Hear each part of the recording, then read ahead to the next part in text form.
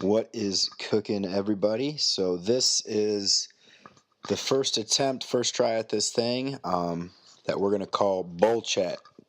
Sorry, that's my dog Leroy. He's a pug. He's sniffing there a little bit. So I figured that I'd try this podcast thing out. It seems that every single person on the planet has one. So I figured, hey, why the fuck not? Why not me? So I'm not sure exactly what I'm doing. So we are learning together on this journey that is Bullchat. So I'm sure this one will be terrible. The first few that I'll do will probably not be good, but I'm sure it'll get better as everything does evolve. I don't really have a set kind of way to do things. I don't know exactly how I'm going to do it. Probably in the initial stages here, it'll be a whole lot of just me talking about stuff, maybe similar to how Bill Burr does the Monday Morning Podcast. I like that one. I'm also a big fan of the Joe Rogan Experience. I like the Jocko Podcast, Jocko Willink, Mark Bell Powercast, Aubrey Marcus, Fighter and the Kid, Jason Ellis, Ellistronics. Those are some of the podcasts, obviously Tim Ferriss that I like to listen to.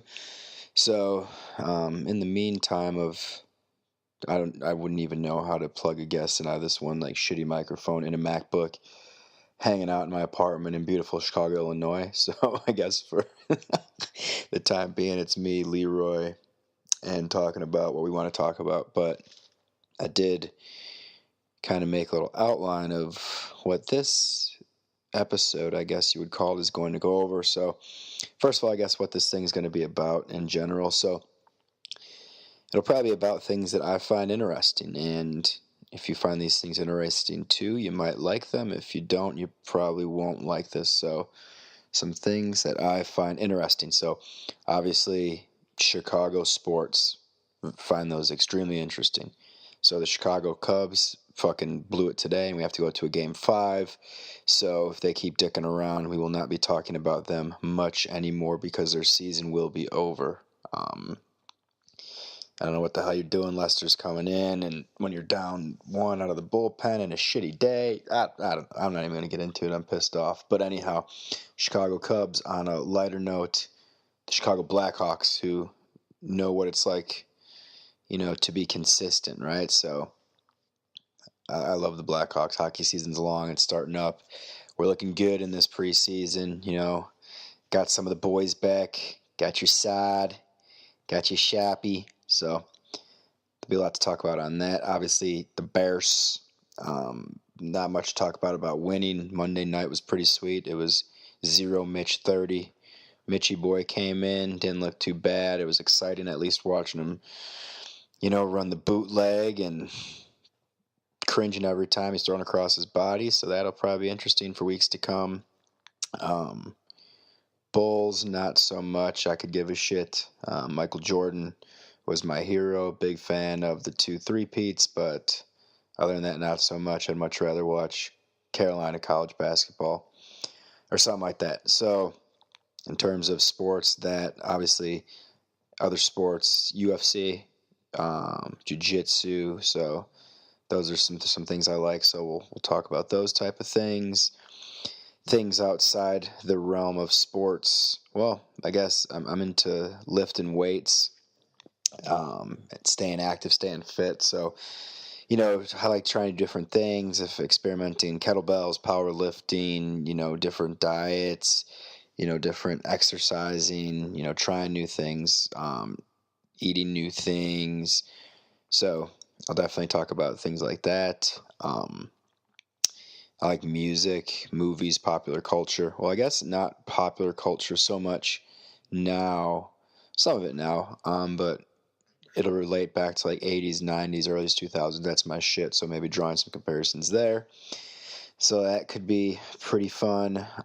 The city of Chicago in general, it's my favorite place on the planet, so shit going on around here in Chirac, that's always good. What else? I like entrepreneurship, business. It's what I do. It's what I've been doing. It's what I like. Gets me fired up. I like positive vibes and good shit. So I talk about that. I like to read books. So talk about some of that. So I got a lot of interests. So it's going to be cool for the fact that it'll be very different. So there's lots of different shit to cover and talk about, but it'll probably also be very scatterbrained and a little all over the place, but I'm sure that can get refined with practice. So that's what this is going to be about. But I figured I'd take time for this first one here to talk about the origins of the name Bullchat. Which I think is funny and I'll probably laugh about till the day I die. It's something that my buddy Cholo made up back in the day. And so I guess to set the scene today about Cholo, Bullchat, and the origins, I'm going to talk about the town I grew up in. So I'm 33 and it is 2017. So I'm going to talk about, we're going to rewind back like 10 years. 10, 11, 12, yeah, something like that. Like when about the time like 21-ish through 23-ish, so mid 2000s. So I grew up in this town. It was called Wakanda. So it's a northwest suburb of Chicago, and the thing about Wakanda, I think it's grown since then, but back then, I don't know. I remember I was looking at like this census thing coming to town. I always thought it was kind of stretched, but it's like 10,000 people. I don't know if that were oh, that's Leroy. He's eating a bone and coughing shit up. But I don't know if there's that many people, but it was a small town. So obviously, if you've been from a small town, you know that there's not much to do, especially when you're in your early 20s. So there wasn't a lot to do for us except kind of get ourselves into some trouble, get into brouhahas, if you will, and then just get fucked up. And we had a good town for that. It was kind of what our town was known for, was getting hammered. And we had here comes some air quotes, a downtown area, the downtown. Now, if you roll by it in 2017, they really churched it up a bit. So the town's really putting forth an effort to make it like one of those throwback places where it looks like any time a fucking horse and buggy could go rolling through, like vintage, very cool, right? But back when I was roaming those streets, it wasn't really like that. So the downtown area was filled with bars, and it was called Main Street, right? And me and my friends, when we used to want to go out and get hammered and play around with these bars, we called it doing the Main Street Death March. So I'm explaining today a little bit about the Main Street Death March, what that was, how it went down, and then tie a bow around how Bullchat emerged from the ashes of that inferno that was the Main Street Death March in Wakanda, Illinois in the early 2000s. Okay, so Main Street ran north to south through town. The Main Street Death March started, well, the march where you can actually literally walk started at Lindy's, but you can really kick it off at Twiggs, which was on the north end, and then it would stop at 176 on the south end at Main Street in the 17. So this is what you did when you were a 22-year-old kid in Wakanda, Illinois back in that day. So, and especially if you're one of me and my friends, I'll kind of paint the picture of how the night started. So the night always started like this. We always would start at Twiggs. So Twiggs is your classic, like, I don't know, it's like a pizza pub type of place. They had some volleyball courts in back. My buddy Cholo, who I will be talking about a little later, who came up with the Bullchat, his family owned it. He used to tend bar there. So majority of the time, that's where we would start. There was this piece of shit towny bar down Bonner Road. It still exists to this day. It's called the Bonner Road Inn. So if you're feeling kind of nutty, you would start off there. So if you start at the Bonner Road Inn, you'd only go there because they had apple pie shots. So this is before, like, I think it's like a thing now. If you go to like a liquor store, you could find like apple pie. This shit was before that. It's like made with Everclear. So you can only get beer out of a can, which was awesome. And it had like an old school jukebox. It actually had like, it probably had fucking records in it. It was that old, but for sure CDs, because there was like mixtapes and stuff in it. It was awesome. So, and then they had that old, it was like that old bowling game, if you remember. It's like a long board, like a skee ball board kind of, and it was like the fake plastic bowling pins, and you throw the metal thing down there and you can knock them up. So what you would do is you would go in there and you'd play a couple of rounds of that. You'd have a couple of beers, do some apple pie shots just to warm up a little bit. And then you needed to get the fuck out of there because the natives that occupied that place did not really care for the youngins being in there acting up. So you got in, did some shots, drank some beers, played some, bowling, got the fuck out of there. And then you went to Twigs, and at Twigs, like I said, our buddy owned it, or his family owned it, and his uncle who owned it was awesome. He's kind of degenerate himself, so he liked us partying there. So there wasn't many rules, kind of free range over the tunes, slam a bunch of pints, maybe have some pizza. All right, but you had to be kind of careful because at this point in time, you're starting a little buzzed. You got to go because you have to drive to start the death march. So you would stop. So there was, at this point in time, on Main Street, there was two different sides that had bars. So on the one side was essentially the Death March, and the other side was Cover 2 and Murphy's, who was part of the Death March, but kind of their own thing, so I'm going to hold those off.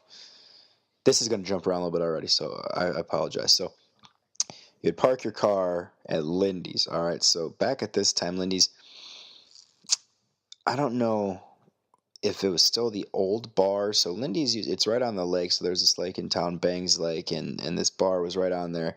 So back in the day, it was awesome. It was like this little just shitty wooden bar, and it had this big deck on back that you can hang out outside, but the shitty bar inside was awesome. But then, like, the management and ownership decided, hey, let's, like, fuck it up and make it this, monstrosity. So that's what they did. They knocked it down, which was cool, and they knocked it down because they had, like, an event, and you got to, like, tailgate and, like, watch it happen. And they rebuilt it up. And even for the first little while there, when it was rebuilt up, it was all right because, it didn't get too much yet. So you could still go there and, do stupid shit and get hammered. I actually got kicked out of there for a while because back in those days, I was a fuck up, and I did not make right decisions, and I did a lot of stupid shit. So I for sure got myself kicked out of there, and it was kind of embarrassing because my mom tended bar there. She still works there to this day. She doesn't tend bar there anymore, but she did for a long time, and at that point in time, so that was embarrassing. But anyhow, you'd start up there, and then you'd start doing the march. So real quick, 2017 Lindy's is the worst. It's like broken into three different things. It's like part steakhouse, part there's like a fucking food truck outside, part fine dining, like part bar. I don't know what's going on. There's like 100 people that work there. It's like expensive. I don't know. But anyways, so after you left there, you'd march up, and then you would stop at O'Traina's. So O'Traina's was pretty sweet. Our buddy Robbie and his sister used to work at O'Traina's. So O'Traina's was on one side like a restaurant, on the other side a bar. So clearly we would go to the bar side. And then I remember we used to always drink Long Islands in there. It was like random, like, again, we did not have goals or great jobs at this time, so we'd get fucked up pretty much every day of the week. So I think it was like Wednesday nights we would do, we'd go there, and Robbie would make Long Islands, or his sister would, and we'd get hammered on Long Islands. I do remember that. Anyways, so anyway, at O'Traina's, and you did your thing.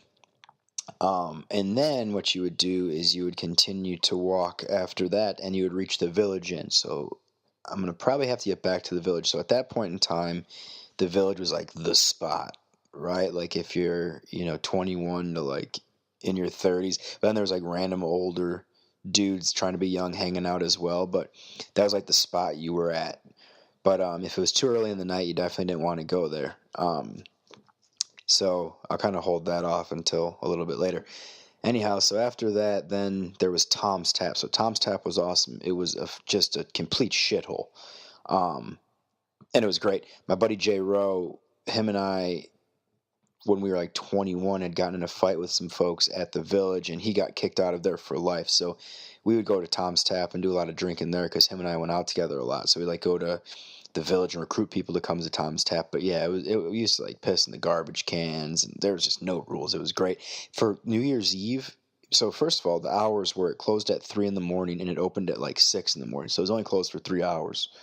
And then during New Year's, it could stay open for 72 hours straight. It was crazy. Like, it wouldn't close. It was awesome. But so that's what you would do there. So that'd be, and then you'd get to 176, and that'd be the technical end of the Main Street Death March. If you wanted to, you could hang a left. You go down to Docks. That was more of an uppity bar on the lake. I don't know. My friends and I didn't really go. Some other people did. That was your choice. So that's one side of it, okay? So like I said, with the Village, that was like, it didn't really get popping until a bit later on in the evening, so you didn't want to go there too early. So then if you cross the street, then you walk back down, heading north, you would get to the other side of the Main Street Death March, and this had Cover 2 and then Murphy's. So I'll start off with Murphy's. So Murphy's was like a towny bar. Nice little shitty dive bar. It had some pool tables, a very low ceiling.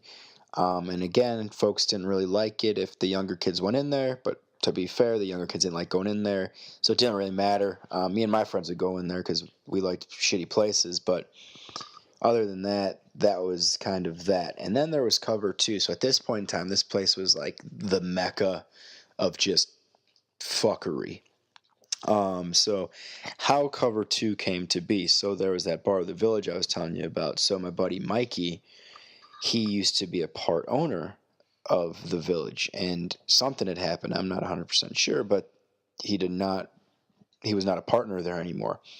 So he opened up Cover 2, and he named it based on the Bears' Cover 2 defense. But ultimately, I believe Mikey opened this bar out of spite, which I do not think is the greatest business decision. And I guess the proof is in the pudding, because it only lasted, like, for sure, less than a year. But it was, like, awesome. So this is how Cover 2 went down. It was basically like the Double Deuce and Roadhouse before Swayze came and cleaned it all up. So there was no fucking rules. It was awesome. You'd walk in. I was big into Rumplemints at the time. I was also like really big into Blacking Out at the time. So you could for sure find me shooting Rumplemints and probably sleeping on the bar. Or maybe if someone was nice, they kind of threw me into a booth. So there's a lot of just power drinking, people blacking out, puking, like hooking up, fighting, doing drugs. It was the American dream in there. You can kind of go and do whatever the fuck you wanted. It was like Hamsterdam and The Wire, right? So, and Mikey was just such a nice guy and loved to party, loved to have fun. Like, he didn't give a fuck what was going on most of the time, and it was awesome. So sorry, I just got like brought back. Just I'll tell many stories about that place, but you can go there at any time during the day or night, and you sat down and had a drink, you're guaranteed to run into a couple of fuck ups, and you can start having yourself a really good time real quick. So that was the Main Street Death March, but here was like the outlier. This was the wild card. So in the little shitty town over Island Lake, there was this bar called Side Outs. So the thing about Side Outs was, you never wanted to go to Side Outs like before 11. It was just lame, right? But like after 11, they would always have live bands rocking. Some of my buddies, girlfriends worked there. There was always girls there and just people. So if you had someone that would give you a ride, you'd head over there. And then you're usually at Side Outs, if you chose not to leave Main Street, you were there till like, I don't know, 1, 2 in the morning. But for sure, majority of folks ended up on Main Street late night, either at Cover 2 at the Village, and there was all kinds of weird, wacky, and wild shit going down, right? At either place. Pick your poison, man. And the shit was popping, and, I mean, for me, it was a terrible time of my life, in terms of, like, I didn't have any goals. I didn't have any responsibilities. I didn't give a shit about, I didn't give a fuck about nothing. I was a nihilist, for lack of a better term. So I was just into getting hammered and just doing whatever, getting into fights, blacking out. I would sleep outside a lot, wake up with a drunk tank, just a real piece of shit. So I learned a lot from that, and I'm not that way anymore. I haven't gotten I was a fuck up a majority of my life. I starting to get my shit together when I was like 25, 26. I'm still a work in progress. There's for sure, hiccups and things that go back. But at that time, I was 100% full blown piece of shit. So a lot of good stories do come out of that. But anyhow, so that was a little back scene of kind of the Main Street Death March and where I grew up and what we did. So what we would do too is, so after the bars closing at 3 when you're completely obliterated drunk, that ain't enough. You got to go add on. So my buddy Nick, aka Cholo, he was a half Mexican fella, not is or was, he is, he's alive. So we called him Cholo. He used to also say dick move, like, man, that was a dick move. Hey, dick move, man. So he would say that stuff. So we called him Richard Move as well. So a lot of names you're gonna hear me talking about are nicknames, just because that's how we rolled. Anyways, so Cholo lived, not too far away from the bar, so we would head over there a lot, over by his place. And he had this carport that we used to get fucked up in a lot late night. So we would like drink beers and just smoke doobies and have a gay old time. So sorry, it just brings me back, but that's what we would do, man. We would just continue getting fucked up, and we'd be super drunk and just get high as shit and just tell stories and laugh. We'd play games. Like, it was just fun time. So anyhow, so how Bullchat came to be. So I have no clue how people's minds work, and I for sure don't know how Cholo's mind worked. But like, he used to get fucked up, and instead of saying shit, he would say chat. So he'd be like, man, that's some chat. And I'm gonna be butchering how he says these things, because partially I'm laughing, but also I just can't hit that note. He would get high notes with it. So like, oh man, what's this chat? Like, and it was like the funniest thing on the planet to me.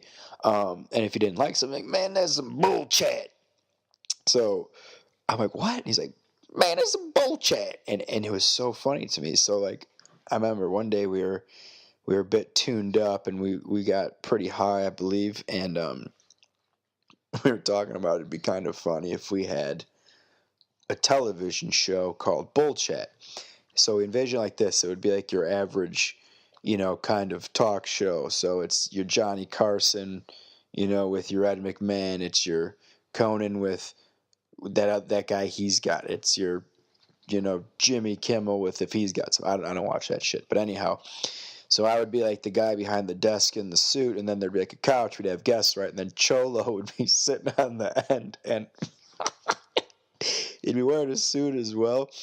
And that I don't know if people remember this, but like back in the day, like, I don't know if they had it for the first Bulls three-peat, but for sure for the second Bulls three-peat, they used to sell these things. They might even give them away at Subway. I'm not even gonna lie, but like, they were like red little Bulls helmets, like red helmets with horns on them. So in our vision, Cholo's sitting at the end of this couch, smoking, having a spliff, fucking wearing a suit, wearing the bull, the bullhorn hat, and I'd be interviewing these people. And then if like they said something that was suspect, we didn't like that, back, Cholo, what do you think? You'd be like, man, that's a bullchat. Like, as he's hitting the doobie, and it was like the funniest shit on the planet. So it's kind of funny how like life works out, or how it just stuck with me forever. I thought it was funny, and in this, you fast forward now to 2017, and obviously podcasts aren't something new, but probably the biggest they've ever been. Again, I'm making one, which means every person on the fucking planet does.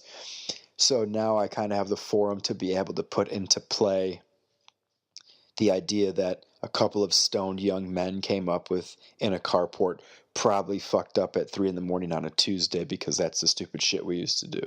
So that is why it's called Bullchat, because I'm just a shitter, man, and I'll be bullshitting. So there's gonna be a lot of chat coming that way about different things, and as this progresses, I think it's gonna be good, man. I think it's gonna be all right. Just shooting some Bullchat. So that is the origin of the name Bullchat. That is a little bit about what this thing's going to be about. So again, like, it's going to be kind of all over the place. It's going to be a lot about Chicago. It's going to be about sports, music, books, entrepreneurship, good vibes, growth, violence, training, eating, pugs, fucking loving life, being in the world, man. So if that's kind of shit you're into, you'll probably want to listen to this as it gets better. Although I have no clue how to even put it up or how to get it out to people. So maybe no one will ever listen to this, and I'm just some fucking weirdo bald dude hanging out in a room in Chicago talking to a computer. I don't know. But I think that's where we'll stop it. So stay tuned. I'll try to get this up, and I will for sure get more out So we can go ahead and put this one in the books.